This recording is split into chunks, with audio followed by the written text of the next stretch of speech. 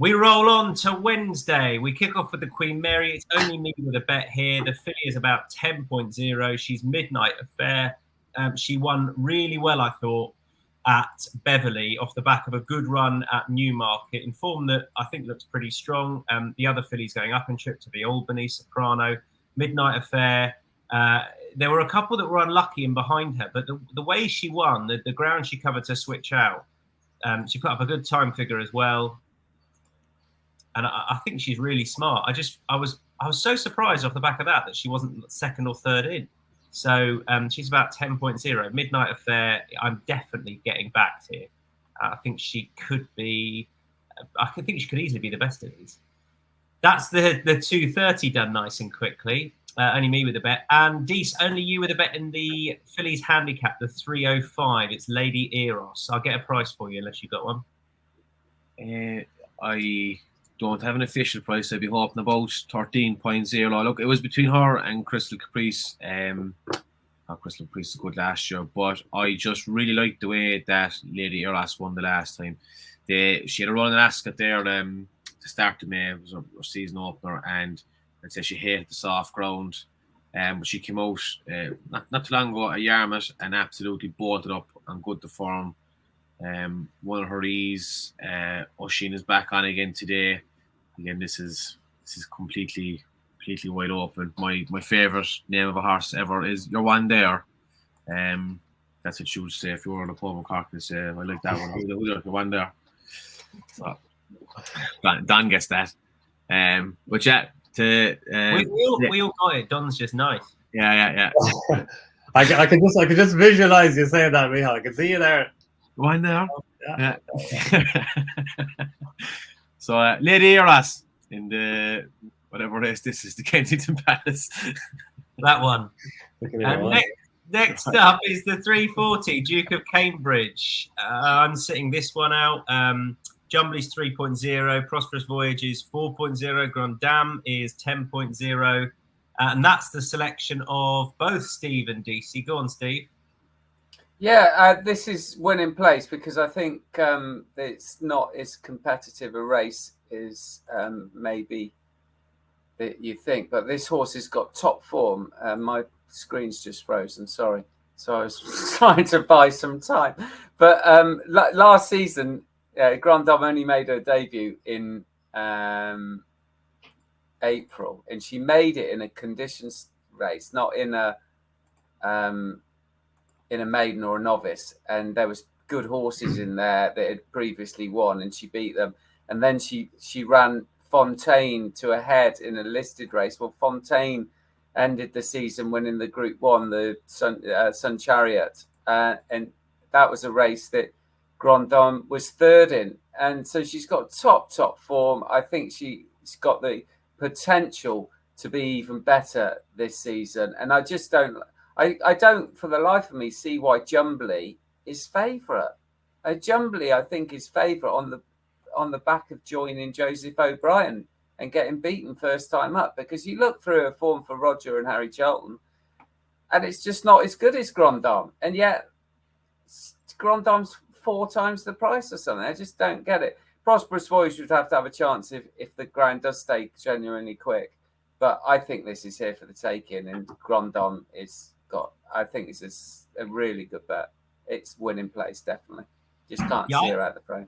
I think Jumbly's short. I'd agree with you there. Deasy, what do you want to add? I'm on Grand Dame as well, and I suppose, look, Steve covered it all there, but just in that Sun Chariot there, like she was blocked. Just when she was starting to make her run, and that I suppose that stopped her from getting a lot closer and winning. She's kind of been in my tracker since then, and as Steve said, like, she's massive price, so definitely a lovely chunky win place betting on this. All right, Donn, make the case for the Fab. Yeah, very much as Steve said. I thought she was progressive at the end of last season, and the performance she put up in winning the Group 3 race at I think it was the King George meeting last year, that was a really game performance. She got up and beat Oscula, and Oscula went on and won the Oak Tree Stakes at Goodwood next time a Group 3 race, so the form held up well. That was her last run for the Charltons. Her first run this year for Joseph was very good. She stayed on well to finish second behind another good filly, or a mare of Paddy Toomey's Just Beautiful. with Insinuendo behind her, Goldana behind her. It's solid form. The expectation beforehand was that she would come on for that run. I think Joseph has been saying about this race. This has been a target for a little while, and she has. I take the point. She is short. She shouldn't even be favourite on official ratings, but she's going to have to improve from her run the last day. But I think given it was her first run for Joseph O'Brien, her first run of the season, and that it looks like this race has been her target for a little while, you can expect her to improve again. And also the fact that she's got form at the track, albeit on the round course, and this is on the straight track, obviously, it's a positive for her. So look, she's short, but I think she deserves to be up there towards the head of the market. All right, that's the Duke of Cambridge done. We move on to the Prince of Wales Estates. And top of the betting, Adair and Luxembourg are fighting out between them 3.25. Bay Bridge is 5.0. My Prospero is 5.0. Dubai Honor is 17.0. Mostadaf 26. Bigger price is the final pair. I think Mostadaf is a massive price here. I think he's a proper 10 furlong horse. He wants quick ground, and in the absence of obvious pace, I don't think he'll be too far away.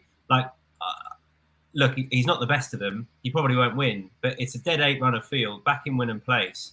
I just don't get why he's that price. He's just ruled out off the back of he was never a 1.5 mile horse around Meydan. So I'm happy to have him win and place. Mostadaf at 26.0. 3 other selections going up. That's how we can't make our mind up on this. Deasy, I'll come straight back to you. 6-runner race. Good point about 6 runners. when I made my notes on this, there were 8 in it, so there you go. But yeah. I'm still happy to. I still want to back him. He's far too big a price. Far too big. Click refresh there on the racing post. I like Luxembourg. I like the Fav. I think he's really good. I think this is his distance. He's 1 mile 2. If the run the last time will bring Braybridge on, it'll surely bring Luxembourg on again. I think there's an awful lot to like about him. Probably missed his best chances there last year, but he's back and he's firing, and it's not a great value price, but I can see him winning this. Steve, I was tempted by this horse. Yeah, my Prospero was really good last season. Won 4 of his first 5 starts, and he was only beaten in Neck and the St James's Palace last season. 3 of the last 4 starts, and then was 3rd in the Champion Stakes. So it hasn't got much ground to make up on Bay Bridge and Adia at all. And I think the faster ground will suit my Prospero better than it will suit the other 2. And a lovely, lovely prep in the Lockinge when 4th to Modern Games, and certainly wants this 10 furlong trip now. So I was quite happy to take on Adia and Luxembourg at the top with my Prospero because I think he's still improving. How's your Shakespeare, Steve? Brilliant. Good. Definitely Prospero. Prospero, is it? Yeah. Absolutely. Yeah. Steve's thinking, what?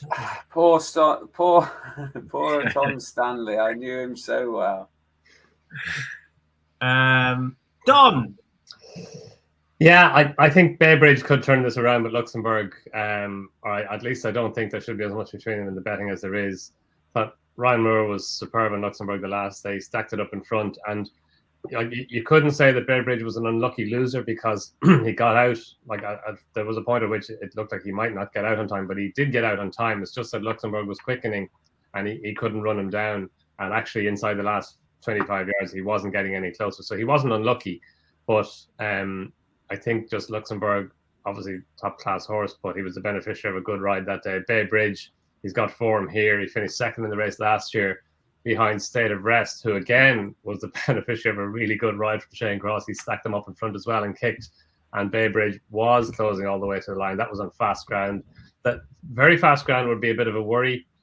Probably his best run was when he won the Champion Stakes on easy ground here or at Ascot back in October. So obviously we know he handles the track. His 2 runs there have been very good. He probably wouldn't mind if the ground, if it wasn't lightning quick. And maybe that's why he's a bigger price than maybe he should be. But he's got form on fast ground as well. And yeah, I think there's every chance that he'll get closer to Luxembourg than he did in the Talis Gold Cup. So none of us agreed on this race, and yet we come to the Royal Hunt Cup, and 3 of us have gone for the same horse, which is just ridiculous. And it's last year's second, Intelligent. who is lining up off £1 lower. I'll give you the prices when we get to them, but this horse is 15.0. Come straight back in, Donn, and any others you like. Yeah, like Intelligent, it's hard to write Intelligent if you have spell check because you have to keep on going back and changing it. But yeah, look, I'm sure we're all seeing the same thing. His run the last year was really good. He was towards the far side as well. Dark Shift came up the near side, Tempest came towards the near side, and he beat Astro King on the far side as high in the betting as well. His run at Newbury the last day was a really eye-catching run. He was back and look, he is a bit tricky, especially he's tricky before the race. I think he had to be saddled on the track the last day, and it wasn't the first time that he'd been like that. He was a bit tricky before the Hunt Cup last year as well, but he stayed on really well on the near side to finish sixth, and he was never any nearer than he was at the finish. The return to Ascot's a positive. The stiff mile, fast pace, that will suit him.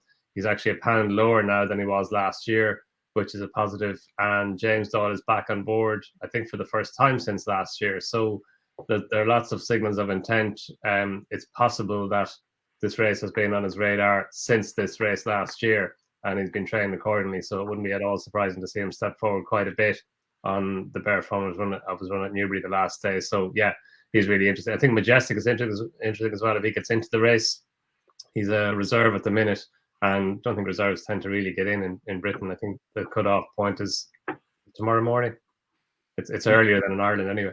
And Majestic, like his run at York was a really eye-catching run. He was well back in the field. He stayed on well in a race in which the pace held up well. And I thought he ran well at Epsom the last day to finish second behind Cadillac, who, he's going for a group race, obviously. So if Majestic gets in, then I'll be backing him as well. But no, Intelligent for me, winning place. Majestic's 23.0. Steve? Yeah, agree with everything Donn says there. I definitely think Intelligent has been lined up this is the target. This part of the season, ran really well at Newbury. The one thing that Donn didn't mention that I'd like to highlight is that even though that was an excellent run in the Hunt Cup last year, the next run was even better, in my opinion, in the John Smith's Cup over 10 furlongs, which probably doesn't suit Intelligent's hold-up kind of style.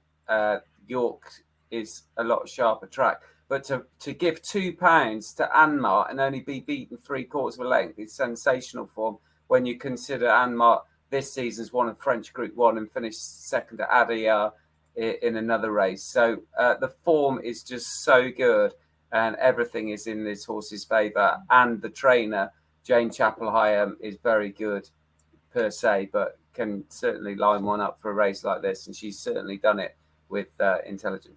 Yeah, she's in better form as well than she was at the start of the year. I like Intelligent for all the reasons you said. Nothing to add there. I'll just throw in Uzo. I think you want to be drawn. I like when the ground's quick up the stands rail and when it's soft far side by and large. But both horses I fancy are drawn pretty high. Uzo is the other one who wants a stiff mile, has run well over course and distance before, and is well treated enough to place. So. Playing down at 5 places, I will be, and Uzo at, I think, 41.0 or thereabouts. Is the only one I'll add. Dease, who are you with? First one I'm on is Chasing Aphrodite. Harry Eustace horses at Hook and Haley Turner. He got just a lovely trial for us last time. Ran over a mile at Ascot. First one back after wind surgery. Won. Going away, I would say plenty more in the tank. Is up a few pounds and has been kept back for this. That was on the 3rd of May. It's a nice little break. Should be spot on and has been backed since it has been declared, or the price has been quite anyway since it's been declared. So hopefully someone has had a bit on him. And the other one then I'm going for is the more of a wild swing is Wannies, Charles Hill's horse. I backed him last year under Britannia. He finished 6th. I'm sure they were only given 5 places on the day, so I was raging. But he kind of lost his way a bit. He's had two good runs this year. But I think good form ground might be much more suited to him. They've reached for the blinkers as well. I still think this is he's a real good horse. He's running off 95. I'd say he's definitely better than that. So I'll have just 2 little win place bets on Wannies and Chasing Aphrodite. Okay. A variety of prices going up there. The Queen's Vase is up next, and it's the last race we're going to do because we haven't got anything between us with the Windsor Castle. I think we all just ran out of puff. The Queen's Vase, 2 going up. Steve, straight back to you first of all. And I haven't got the price in front of me, so feel free to read it out. Well, first of all, I think Gregory is the right. They could easily win at the top of the market, but I'm just a little bit worried if they don't get the rain that is forecast tomorrow, which in June is not. I mean, Nottingham had 45 mils, and down the road they didn't get any. So it's very localised rain patterns. And if Ascot doesn't get it, then I'd be worried on the fast ground for Gregory because from the soft ground family. I just thought I'd take a bit of a stab at Charlie Johnston's horse, Hadrianus. Is that Hadrianus? That's probably is that Shakespeare as well, Tommy? I'm going to go with Hadrianus. Hadrianus, is that Shakespeare as well, Tommy? Don't know, but it's just obvious. You were showboating, were you, with your knowledge of Shakespeare earlier when there's no depth to it? Well, Hadrianus, you're right. The main character of Shakespeare, but it is Hadrianus, isn't it? Was third behind Gregory at Goodwood and just kept on galloping. And it wasn't until Gregory got on top in the closing stages that Hadrianus was seen off. So I think he might just pop out in front and keep galloping. And we've seen it so many times with the Johnston horses. If they do that, they got a decent chance of hitting the frame. And Charlie's dad won this with Hartwell, went down off to Australia, was very successful. So Hadrianus, Queen's Vase. Donn. Peking Opera. I just look. He's got to improve again, but he's only run 3 times. He's only 2 runs last year, and just had to like the way he did it the last day in the 8th Stakes on his debut this season. He got up to beat Etna Rosso, who reopposed, and he's actually quite a big price, Joseph O'Brien's horse. But Peking Opera, he was a wee bit weak in the market in the early exchange, and then was backed in closer to the off. He went off favourite in the end, but he was 5-2 favourite. He wasn't that short a price, and he got to Etna Rosso, went on, won his race, and was only just left the impression he was only just doing enough. There's every chance he'll come forward from that. His first run of the season, he probably had a wee bit more in hand than the winning margin as well. And again, Aidan O'Brien, Ryan Moore. Aidan O'Brien has won this with good horse. He won horses in the past. He won it with Leading Light, obviously Gold Cup winner, Ledger winner. He won it with Santiago, an Irish Derby winner. He won it with Kew Gardens, Group 2 winner, I think, the Long Distance Cup. So he runs good horses in this race. And look, there should be much more to come from Peking Opera. He's likely raced. And he's not Bradford on the downside. Air Force Blue is in his pedigree, but he's by Galileo, so they get any trip. And he stayed on well the last day to win over 1 and 5. So 1 and 6 should be fine, obviously. And I think he's a likely player. If you haven't tried Matchbook Zero, you really should. Up to £20. The markets, live win-only markets from 10 a.m. each day, and you're most likely be getting best odds because it's an exchange. And with Matchbook Zero, there's no margin and no commission. And our Matchbook Zero long shots are as follows. I'm with Mostadaf in the Prince of Wales. Steve, your Matchbook Zero long shot? Oh, for the Wednesday. Hadrianus. Very good. Deasy? Grand Dam. And Donn. Intelligent. And Lays. Well, I was going to put up Azar just as a lay because I'm not sure he wants very quick ground at this trip. But you're out to get him beat in the top 3, Dees. No, the top 2. Top 2. Yeah, there's only 6 runners, Tom. Look, I don't think he's very good over 1 mile 2 at all. And as you said, like it's not going to be. It could be very fast ground. So I would just place Liam to finish 3rd or worst. Yeah, me too. Man. Yeah, place Lay. Good. Best bets. My best bet on Wednesday at Royal Ascot is Midnight Affair in the opener for Richard Fahey. Steve. Grand Dam winning place. Sensational price. I don't expect Grand Dam to go off that price. DC. Yeah, exact same. Grand Dam win place. And Donn. Stick with Intelligent. We got there. Days 1 and 2 done of Royal Ascot. We'll be back for our remainder of Ascot preview on Wednesday. We'll confirm a time for you. Keep an eye on the social media channels. Look out for insights.matchbook.com for a recap of all of our best bets that are going up from the panel. Don't forget to like and subscribe. Makes it easier to digest our content. It really is worth doing, and it helps us too. Happy Royal Ascot week, everyone. Bye-bye.